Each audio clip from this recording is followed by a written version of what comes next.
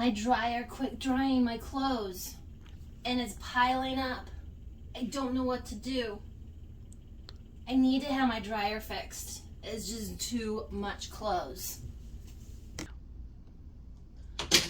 Right, so we're going to try to fix this dryer. It's called the Kenmore Elite, and it's 11 years old. No, it was bought in 2011, so it's much older than 11 years old. And the user manual that comes with it doesn't tell you how to fix it. It tells you to call the service center, which I did, and they no longer use the Kenmore Connect, which is this cool little chiming system that you put your cell phone against and it tells you what's wrong with it on the service side end. But they don't use that anymore. Great. So how do I fix it? They say, oh, well, we can send out a tech and it's $90 and then however much it is for parts and labor, up to maybe $200 to $300. I said, oh yeah, okay, I'll call you back. I never did. So I've been doing some research to figure out how to fix my Kenmore Elite dryer. And I found a service manual which has all the diagrams of what's in your machine, and we're going to try to tear it apart and find all those things. So a few things you might want to have: handy dandy flashlight, pair of gloves because apparently some of the parts inside are sharp. You'll need a multimeter to check your parts, and a screwdriver perhaps. And these tools are to get the lid open. First you have to unplug your dryer because you don't want to get electrical shock. Yes, my dryer is pushed way up against the wall, and you're not supposed to have it that way, but I did that so that I have a few more inches of room back here because this is real life. I have a laundry room and it's very tight space in here. You watch those other videos and they have it out in like this huge warehouse pulling it all apart and it makes it look like a piece of cake. Well, we're gonna find out if it really is because this is real life. So first, they say you have to pry this part apart to lift the top. You would think, oh, it'd be easier to go through the back. Well, no, I tried that. The back doesn't come off. You can take all the screws out, but it won't open. You'll see why once you get this opened up. So here, there's a couple of clips in here, and you can't just pry it open with your hands. You have to get something in here that is small and slender enough to pop it open. And the first, I've had this open a couple of times, so it's going to come open real easily. But first I had to shimmy this in a little bit and then stick my slender screwdriver in a little bit further and pry and use both of them to pry at the same time to get enough space to allow this to get in there because it is tight. Okay, there's one. And then the second side should be a little easier.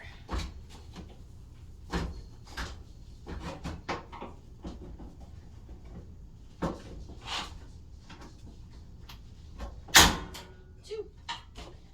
These are those clips that were holding it so tight. Well, now, I guess I won't be able to keep it next to the wall because the lid won't open.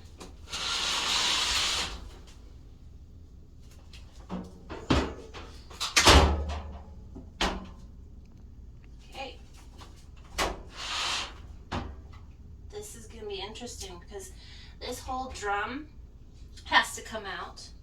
I have to take this front panel off with 2 screws here and 4 on the inside, and then this front cabinet will come off and then you can get the drum out. So I will be right with you. Okay, so I've taken out the 4 screws in the front, and I am taping the screws near the holes so that I don't lose track of which ones go where. And inside there is a clip of wires that are attached to the front, so just they come right out of there, and you pull those out and then kind of give it a little wiggle. I found that it will pop right off in there.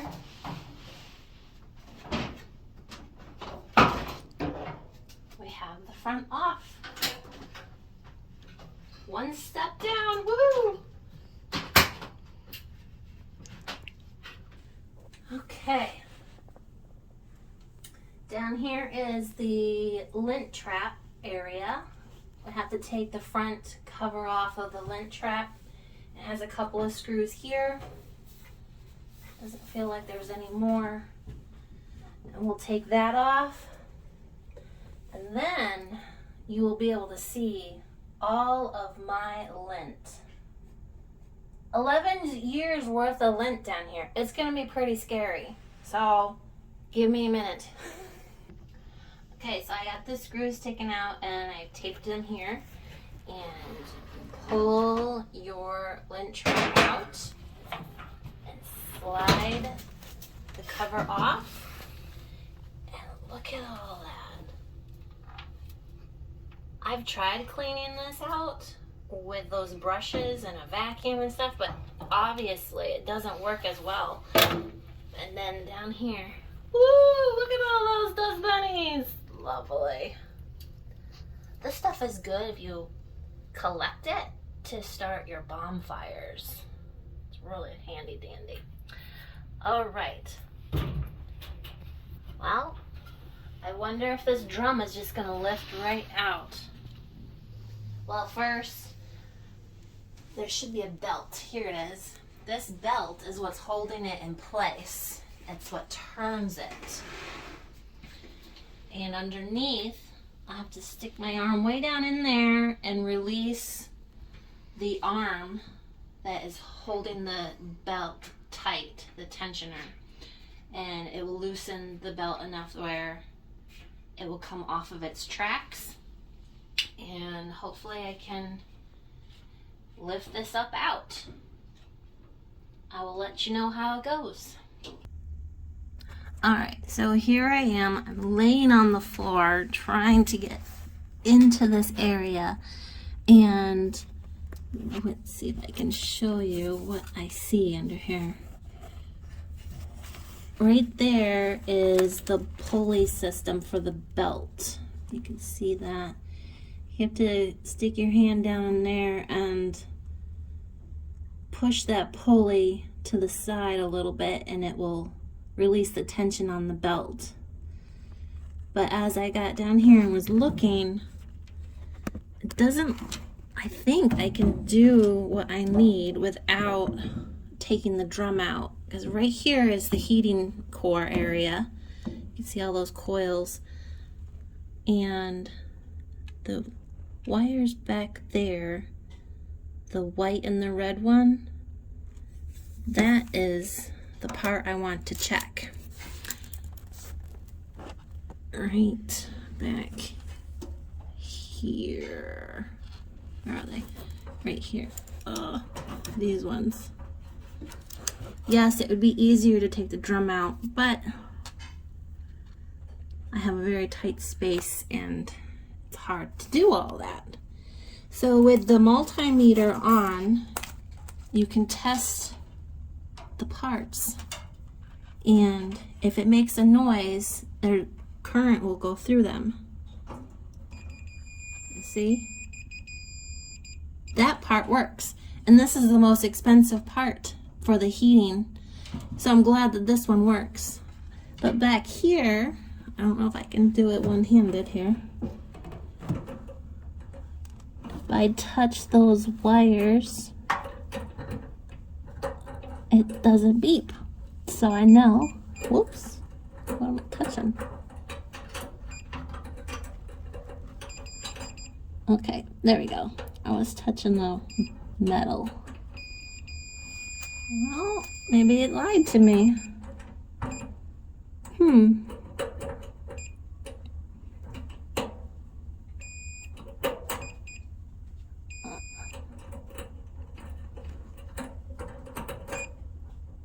Yeah.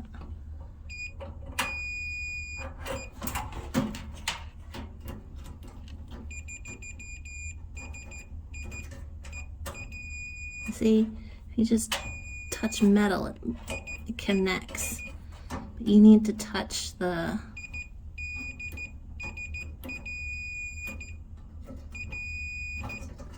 actual wires.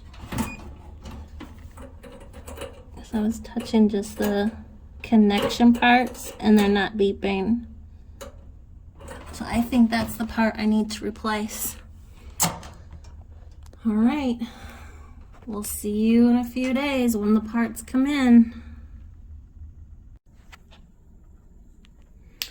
All right, so I changed my mind, as females do, right? I took the drum out because I couldn't get my vacuum cleaner hose to come into this tight little spot here to reach back here, because these roller skating wheels are what holds the drum in place. And it had tons of hair around the wheel. And like our vacuum cleaners, how do you clean the hair that gets stuck around the brush of your vacuum cleaner? Well, I use a knife or some scissors and just cutting that hair and then pulling it off. There's still a few pieces there I just can't get off. Right here. I don't know. I guess a little bit off is better than nothing, because it was a whole strand of it. Pretty bad. And oh, see, here it is. Here's the strand of hair. Can you see that? Yeah, all that was stuck on that wheel. So getting the drum out wasn't so bad. It was just 4 more screws and unclipping this here.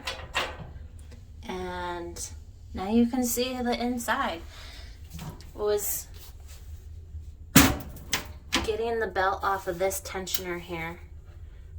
I hold a lot of tension. Once I pushed that forward and unlooped the belt, it went flying down and made a really loud noise. But now you can see the rest that my vacuum couldn't get to. All this dust and lint. So, there you got it. Here's your motor and the vent blades. This is the vent that goes outside, and your heating elements. And these were the elements that I was trying to test here to see which one went bad with the multimeter. This is what the inside of a dryer looks like. So cool. So, like all of you moms, you may be new at this, and I was told to take the multimeter and touch the unit, and if it doesn't beep, it means it's bad. Okay, so let's test it on the heater, the red and the blue here. Let's see. If you touch just this, and I'm doing this one-handed, it beeps. Now if I do that to this unit, it does not. So I'm guessing that this is the part that is bad. This one back here works too.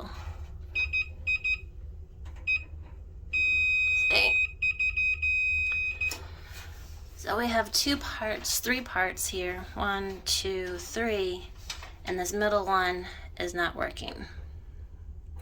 I'm not quite sure what it is yet because I've been looking at the manual and I'm not sure which one it is. It could be the thermal cutoff, the high limit, or the outlet. I think it might be the thermal cutoff. So, I'm gonna do some more research. I'll let you know what I find out.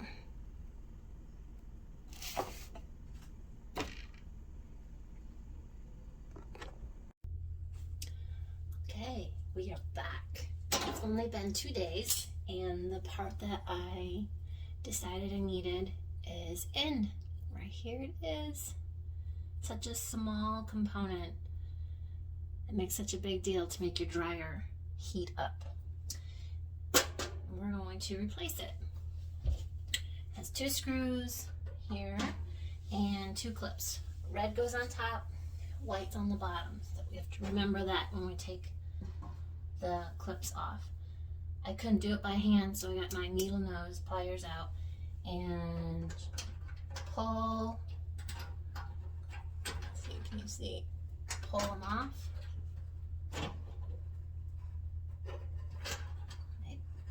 Loosen them. There we go. 1.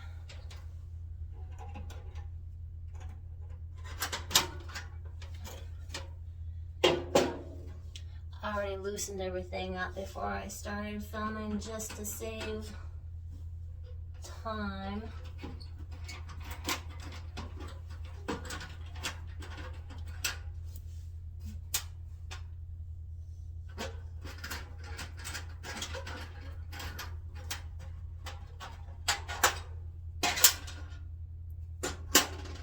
I want to show you something with the multimeter.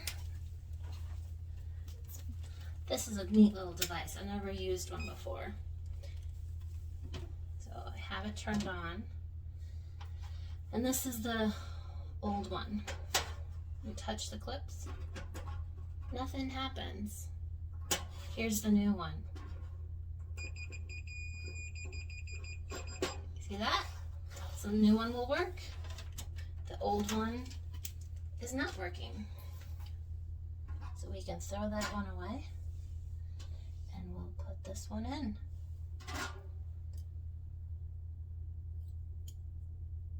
Yep.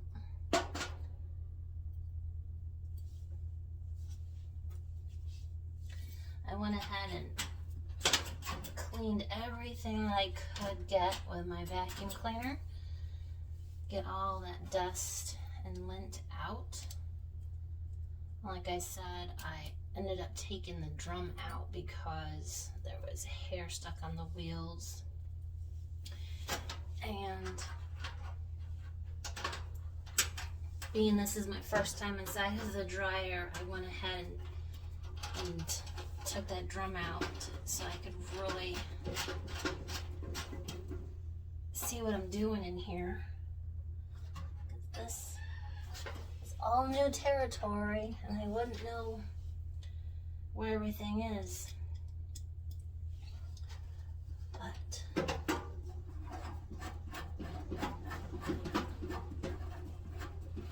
I mean, this has been running for 11 years and this is the first time I've had to do maintenance on it. I think I'm doing really well. This machine has served its purpose. And now we're just gonna give it a little update and make it feel better.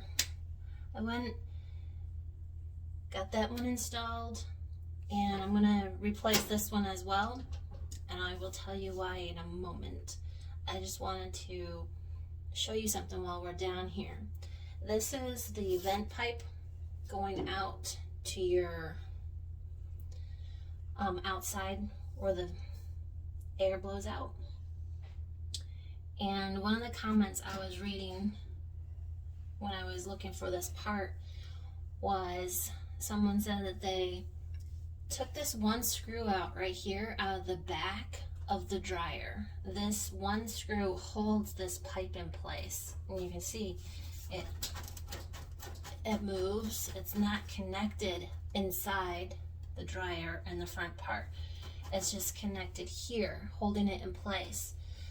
They removed this pipe from the back end from one screw and replaced these parts by just sticking their arm in through the hole in the back. And I'm thinking, wow, that's a tight hole, and they were both doing it blind. They must have really know what they're doing and where things are, unless they had a camera or something. I don't know how they would have done that, because that hole is only, you know, like 4 or 5 inches big to work and maneuver in to get this part out.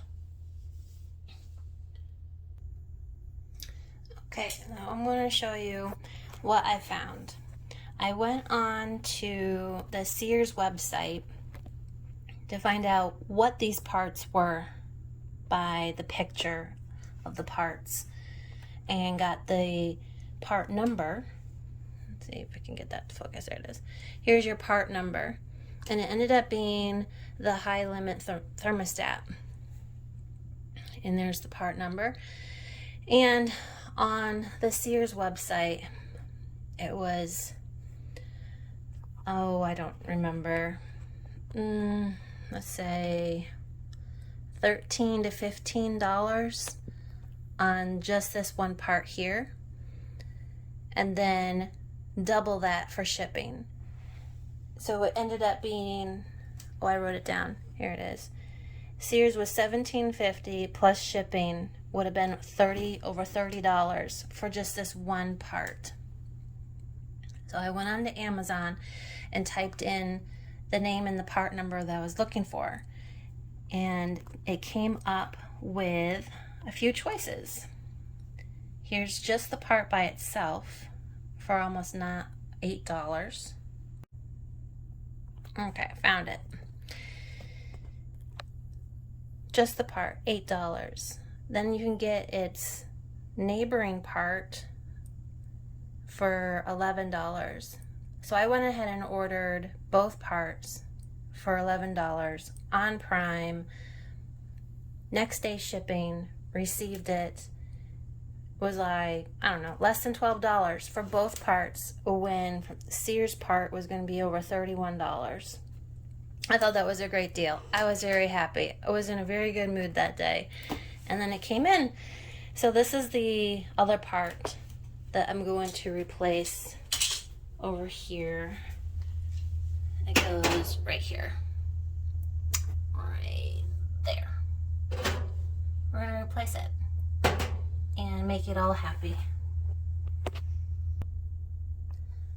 So I got the new part and the other thermometer or thermostat fuse thingamabob replaced as well, just because it wasn't expensive, and I just wanted to make sure that while I had it open, I might as well replace both. Now the trick and the fun part will be to replace this drum that goes here on the wheels, and I'm not looking forward to the pulley part. That's gonna be probably the toughest part, is aligning the belt back up onto the pulley. And I won't bore you to death and record that part. So I will be back when I'm finished. We'll see how much this is gonna be. Really, a piece of cake. Ta-da! I got the drum in. It only took me a few minutes to get it in place and the belt put on the pulley. But I did have to have an extra pair of hands to hold the drum in place while I put the belt back on the tensioner, and then got the faceplate put on that holds the drum in place. Just wanted to give an extra little side note. These paddles inside, one of mine was loose and the fabric sheets were getting stuck underneath it. And when I had it all pulled apart, you can tighten the screws. And not only was just one flopping, all of the screws were actually loose. And as you turn, you can tighten all your screws so that all the paddles are nice and tight inside. No more wiggling. Now I'm going to put on, I believe the next step is the lint trap area and then the front door. Just to remind you that this service manual is very helpful, because I was nervous about putting the belt back on that tensioner and I couldn't quite remember how I took it off because I was doing it blind. It was such a small space under there, I couldn't see how it was actually on. So this diagram was very helpful. I'll put the link to print out this service manual for you to be able to see as well. Now I'm going to head back over here and keep putting this together. So make sure that we put the clips back on where they need to go. There's one here and there's one down there at the bottom. So I'll get those put on and I will let you know my progress in a few. Got the lint cover on and back in place, and now it's time to put the clean lint trap in. I must say, taping the screws to the area that they need to go in was so helpful, because trying to remember which hole that screw would have gone into, look at all those holes, would have been chaotic. So I'm glad I did that. It was a very smart idea. Now to put on the main door cover, and we'll be right back. Look what I did. I got the door on and it closes. Good. All right, last step, I believe, is just putting this hood down. And I got all the clips, all the screws. Just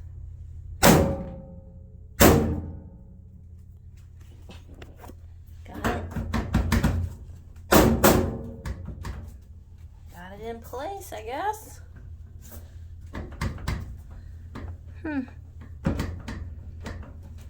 Okay. That's not as tight as it was before, but that's all right.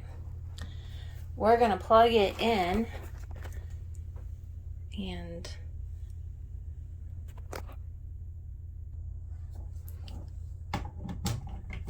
give it a little test run. That works.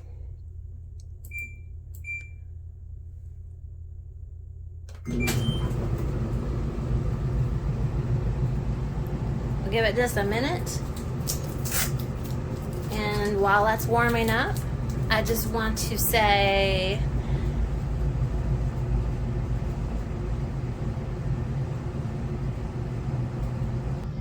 there I am. Thank you so much for watching my very first YouTube video. Giving this a try, see how it goes. This is my life as a mom of a household, trying to fix projects and things that go wrong in the house. And this video wasn't perfect. I can smell the heat in the dryer already. Oh, it's hot.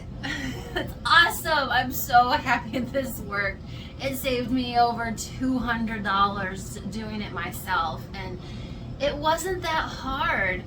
The hardest part was trying to find the directions in the service manual. It's not very easily found, but someone did, and I copied it, and I'm going to share it with you, and I hope that you will follow along with my journey in life of fixing things around the house.